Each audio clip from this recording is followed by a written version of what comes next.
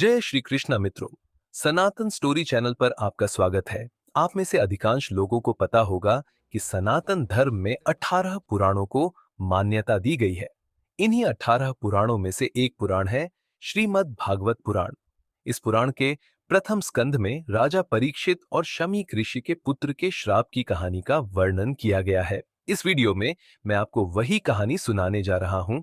चलिए शुरू करते हैं। जैसा कि आप सभी जानते हैं कि महाभारत युद्ध के बाद पांडवों के वंश में राजा परीक्षित ने राजगद्दी संभाली। वे धार्मिक, सत्यवादी और न्यायप्रिय राजा थे। उनका शासनकाल अत्यंत समृद्ध और सुखमय था। एक दिन राजा परीक्षित शिकार के लिए वन में गए। शिकार की खोज में भटकते हुए वे जंगल में काफी दूर निकल गए और प्यास से व्याकुल हो उठे। पानी की तलाश में वे एक आश्रम में पहुंचे। वहां उन्हें शमीक ऋषि ध्यान मग्न अवस्था में बैठे दिखाई दिए। ऋषि ध्यान में इतने लीन थे कि उन्होंने राजा की उपस्थिति को भी नहीं जाना। परीक्षित ने कई बार उनसे पानी मांगा, लेकिन कोई उत्तर न मिलने पर उनका धैर्य टूट गया।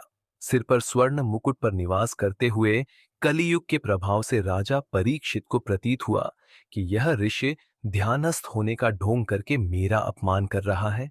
उन्हें ऋषि पर बहुत क्रोध आया। उन्होंने अपने अपमान का बदला लेने के उद्देश्य से पास ही पड़े हुए एक मृत सर्प को अपने धनुष की नोक से उठाकर ऋषि के गले में डाल दिया। इसके बाद भी जब ऋषि का ध्यान भंग नहीं हुआ तो राजा वहां से चले गए, लेकिन उनका मन अशांत था।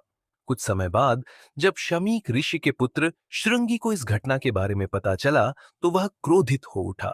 उसने तुरंत राजा परीक्षित को श्राप दिया, जिस राजा ने मेरे पिता का अपमान किया है उसे 7वें दिन तक्षक नाग काटेगा और उसकी मृत्यु हो जाएगी। जब शमीक ऋषि को यह बात पता चली तो उन्होंने अपने पुत्र को समझाया कि राजा परीक्षित ने यह कृत्य अज्ञानता और प्यास की पीड़ा के कारण किया था। उन्होंने पुत्र के क्रोध को अनुचित बताया, लेकिन श्राप को टाला नहीं जा सका। श्राप की बात जब राजा परीक्षित को पता चली तो उन्होंने इसे ईश्वर की इच्छा मानकर सहजता से स्वीकार किया। उन्होंने अपना राज्य त्याग दिया और गंगा तट पर जाकर 7 दिनों तक श्रीमद् भागवत कथा सुनने का निर्णय लिया। इस प्रकार राजा परीक्षित के इस प्रसंग ने श्रीमद् भागवत महापुराण के प्रवचन की भूमिका तैयार की, जिसे महर्षि शुकदेव ने सुनाया। ये कथा न केवल राजा परीक्षित को मोक्ष दिलाने का माध्यम बनी, बल्कि समस्त संसार के लिए धर्म, भक्ति और ज्ञान का अद्भुत स्रोत भी सिद्ध हुई।